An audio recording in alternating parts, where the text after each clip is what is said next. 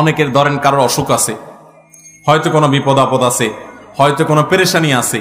এই পেরেশানির সময়, বিপদ আপদের সময় ওনাকে যদি জিজ্ঞাসা করেন ভাই কেমন আছেন, তো কি বলে? হ্যাঁ, মনে করেন খুব বিপদ আপদে আছে, খুব ঝামেলা যাচ্ছে, মুসিবত আছে, পেরেশানি আছে, অসুখ বিসুখ আছে, যদি জিজ্ঞাসা করেন ভাই কেমন আছেন, কি বলবে? কোন মতে আছি। আর কি বলবে? আর কয়া লাভ নাই। আর কি বলবে? আর কেমন থাকবো, কেমন আছি দেখতেই তো আছেন। এরকম নানান কথা না বলি আমরা? আহা, এটা ইমানদারের কথা না ভাই, এটা ইমানদারের কথা না। এখন আপনি বলবেন হুজুর এটা কোনো কথা, বেচারা বিপদে আছে সেটা বলতে পারবে না? হ্যাঁ, বিপদের কথা বলবেন মালিকের কাছে। বিপদের কথা কার কাছে বলবেন? জায়গা মতো বলবেন। আরে গোলামদের কাছে বিপদের কথা বলে লাভটা কি?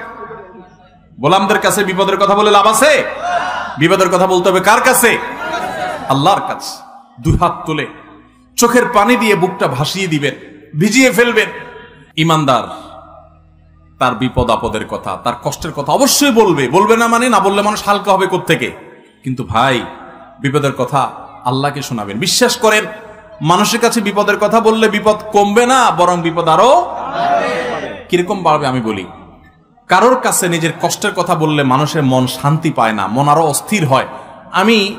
আমি অর্থের কষ্টে আছি, আমি একজনকে বললাম ভাই অর্থের কষ্টে আছি, তার কাছে আমি ছোট হলাম না বড় হলাম? কারোর কাছে ছোট হইতে কারোর ভালো লাগে? কিন্তু আপনি যদি জায়গা মতো বলেন, মালিকের কাছে চোখের পানি ফেলে বলেন আল্লাহ আমি অনেক কষ্টে আছি, মালিক আপনি জানেন সবকিছু, আল্লাহ আপনি আমার প্রতি রহম করেন, আল্লাহ আপনি আমাকে ভিক্ষা দান করেন, আল্লাহ আপনি আমাকে অনুগ্রহ করেন। আপনি যদি আল্লাহর কাছে চোখের পানি ফেলে নিজের কষ্টের কথা বলেন, ভোর রাতে উঠে তাহাজ্জুদের সময়, আল্লাহর কসম করে বলছি, আল্লাহর শপথ করে বলছি, আল্লাহর কাছে যদি বলতে পারেন, দেখবেন সাথে সাথে বলে শেষ করবেন, চোখের পানি ফেলে একটু সিজদায় গিয়ে একটু দোয়া ভালো করে একটু কাঁদতে কাঁদতে বলেন, যেমনে পারেন নিজের ভাষায় একটু আল্লাহর কাছে খুলে বলেন। বলার পর দেখবেন নিজের মনটা অনেক হালকা হয়ে গেছে। যাদের জীবনে এই অভিজ্ঞতা নাই, সালহাতু সঙ্গে বুদি দিল খারাস আজমুদে এক জামানা খাকে বাস। বহুকাল পাথর হয়েছিলে, কিছু সময় একটু মাটি হয়ে দেখো ভাই, একটু মাটি হয়ে দেখো, একটু মাটি হয়ে দেখো, আল্লাহর কাছে একটু বিনম্র হয়ে দেখো, আল্লাহর কাছে একটু ছোট হয়ে দেখো, একটু চোখের পানি ফেলো ভাই। একদিন একটু ভোর রাতে উঠো, ও যুবক ভাই আমার, তাহাজ্জুদ পড়ে একটু দুহাত তুলে আধা ঘন্টা ধরে একটু কাঁদো আল্লাহর কাছে। আল্লাহ আমার চাকরি হচ্ছে না, দাঁড়ে দাঁড়ে ঘুরছে, আল্লাহ হচ্ছে না, তোমার কাছে অসম্ভব বলতে কিচ্ছু নেই। তুমি যদি জীবনের শেষ মুহূর্ত পর্যন্ত চাকরি না দাও, তোমার ব্যাপারে আমার কোনো অভিযোগ নাই মালিক, কিন্তু আমি তোমার কাছে রহমত চাই, দয়া চাই, অনুগ্রহ চাই। আল্লাহ আমাকে অমুক কষ্ট দিয়েছে, আমি কারোর কাছে শোনাতে চাই না, আল্লাহ তোমার কাছে বলে রাখলাম, তুমি আমার মনকে শান্তি দাও। ভাইরা, আল্লাহর কাছে এভাবে যদি খুলে খুলে কথা বলেন না, আপনি দেখবেন কথা বলার পর আপনার মনটা হালকা হয়ে গেছে, অনেক শান্তি লাগছে, দেখবেন অনেক বেশি ভরসা পাবেন, অনেক বেশি আস্থা পাবেন। আল্লাহ শপথ করে বলছি, পরীক্ষা হলেও, পরীক্ষা করে হলেও আল্লাহর কাছে নিজের অভিযোগগুলো বলার অভ্যাস গড়ে তোলেন, চেষ্টা করেন।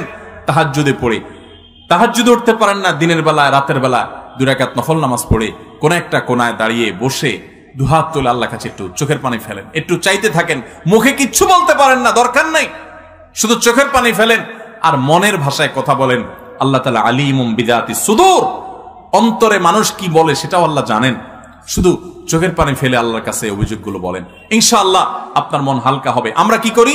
বিপদ আসলে অভিযোগের কথা মানুষকে শুনাই, মানুষকে শুনাই, মানুষকে শুনাই, আমরা নাশুকরি করি। যদি জিজ্ঞেস করে কেমন আছেন, ভাই কেমন আর থাকবো, দেখেন না কেমন আছি, কি চলতেছে দেখতেছেন না, আমরা নাশুকরি করি।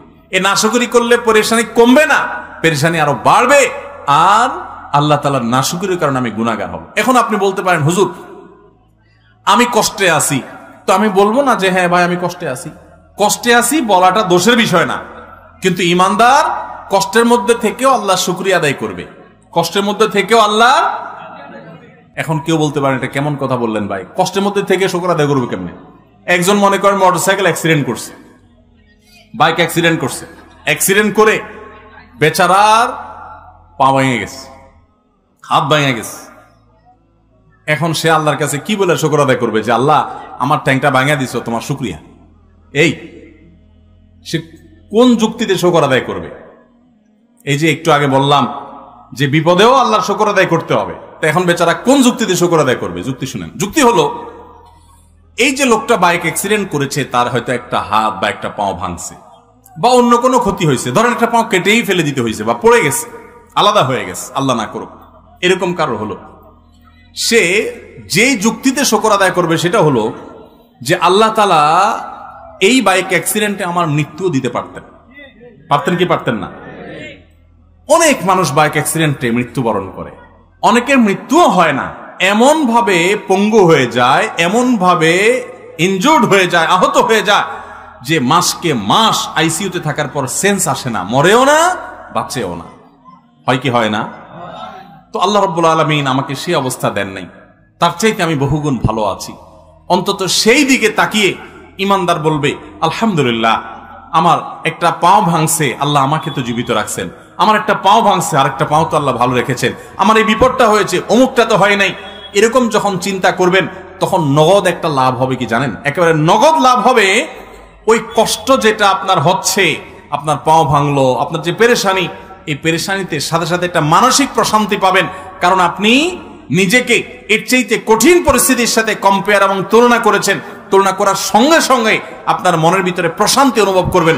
আলহামদুলিল্লাহ, আমি তো প্রাণে বেঁচে আছি। আমি তো অনেককে জানি যে সে অ্যাক্সিডেন্টে গিয়ে সে ব্রেইনে আঘাতপ্রাপ্ত হয়ে সেন্সলেস হয়ে সে আইসিইউতে, সে মাসকে মাস বছরকে বছর ভুগতেছে, বিছানায় সারা জীবনের জন্য শুয়ে গেছে, আর সে মৃত্যু পর্যন্ত উঠতে পারবে না, এভাবে তার বাকি জীবন কাটাতে হবে। আমি তার তুলনায় আল্লাহ অনেক ভালো রেখেছেন, যে পাও ভাঙছে 1-2 মাস পর ইনশাআল্লাহ ঠিক হয়ে যাবে, হয়তো কিছু পয়সা খরচ হবে, এর চাইতে বেশি পয়সাও তো খরচ হতে পারতো, আল্লাহ তাআলা আমাকে সেই তুলনায় তো ভালো রেখেছেন। এই কথা চিন্তা করে শুকর আদায় করবেন, এর নাম হলো ইমানদার। আল্লাহ তাআলা আমাদের সবাইকে সুখে দুঃখে সর্বাবস্থায় আলহামদুলিল্লাহ বলার তৌফিক দান। আমার কাছে অনেক মানুষ আসে অফিসে, আয়সা বলে হুজুর আমার বিপদের কোনো শেষ নাই, কোনো শেষ নাই।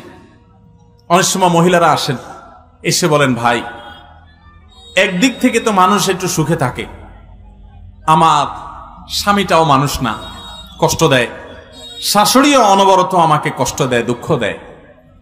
আমি বাপের বাড়িতে গেলে বাপের বাড়িতে আমাকে কটু কথা শোনায়, মন্দ কথা শোনায়, তারা আমার দোষ দেয়, তারা পরিস্থিতিটা বোঝার চেষ্টা করে না। হুজুর এমন মহিলাও আমার কাছে ফোন করেছে, বলেছে হুজুর স্বামীটা তো অমানুষ, মানুষ নিজের পেটের সন্তানগুলো বড় হওয়ার পর বাপের মতো তারাও অমানুষ হয়ে গেছে, আমাকে চিনেও না। আমি সেই সমস্ত বোনকে বলি যে আপনার স্বামী, ছেলে মেয়ে, বাপ মা সবাই অমানুষ, সবাই আপনার প্রতি জুলুম করছে, সবাই কষ্ট দিচ্ছে, আমি মেনে নিলাম। এই সকল কষ্টের বিনিময়ে যদি আল্লাহ তাআলা আপনাকে জান্নাত দেওয়ার সিদ্ধান্ত নেন, যে আমারে বান্দিকে আমি স্বামীকে দিয়ে কষ্ট দিব, খানায় কষ্ট দিব, অসুখ দিয়ে কষ্ট দিব, নানা রকম বিপদ দিব, এই বিপদগুলার কি একসময় শেষ আছে না নাই? শেষ আছে। আর কিছু না হোক মরলে তো শেষ হয়ে যাবে। মরার পরে কি স্বামী কষ্ট দিতে পারবে? শাশুড়ি কষ্ট দিতে পারবে? কে কষ্ট দিতে পারবে না।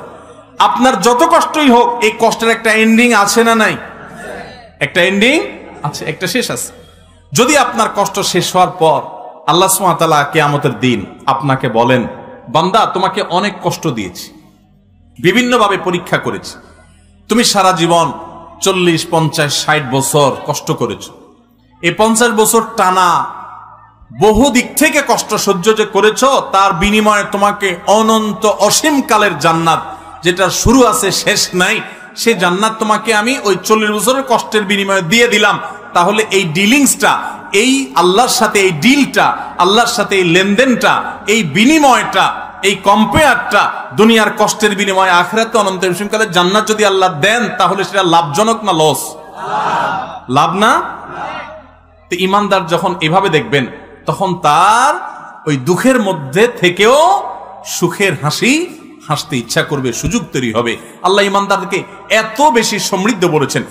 নবী সাল্লাল্লাহু আলাইহি ওয়াসাল্লাম বলেছেন আজাবান লি আমরিল মুমিন, ইমানদারের পুরো বিষয়টাই তো পিকুলিয়ার, অদ্ভুত, আশ্চর্যজনক। কিরকম? ইন্না আমরাহু কুল্লাহু খায়র, ইমানদারের পুরো জীবনটা, পুরো লাইফটাই তো কল্যাণই কল্যাণ। ইমানদার হলো হাতির মতো। হাতি, বাংলা একটা কথা আছে না, হাতি বাঁচলেও লাখ মরলেও লাখ, এটা কথা বলে না? ইমানদার হলো সেরকম যে ইমানদার তার কোনো ক্ষতি নাই যদি সে সঠিক সিদ্ধান্তটা গ্রহণ করতে পারে, ঠিক মতো যদি স্টিয়ারিং হুইলটা ধরে রাখতে পারে, তার লসের কোনো সম্ভাবনা নাই।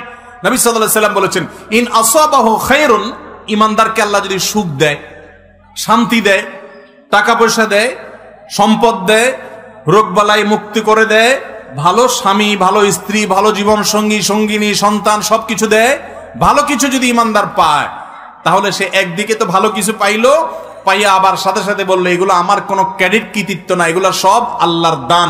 সে যদি অন্তরের গভীর থেকে আল্লাহকে শুকরিয়া জানায় বলে আলহামদুলিল্লাহ, আমাকে যা দিয়েছেন সব আল্লাহ দিয়েছেন, আমি শুকরিয়া আল্লাহর করলাম, এরকম যদি সে করে, সুবহানাল্লাহ, তাহলে একদিকে সে সুখ ভোগ করলো, আবার সে শুকর আদায় করলো, শুকর আদায় করার কারণে জান্নাতের সুখ তার দাঁড়ায় গেল।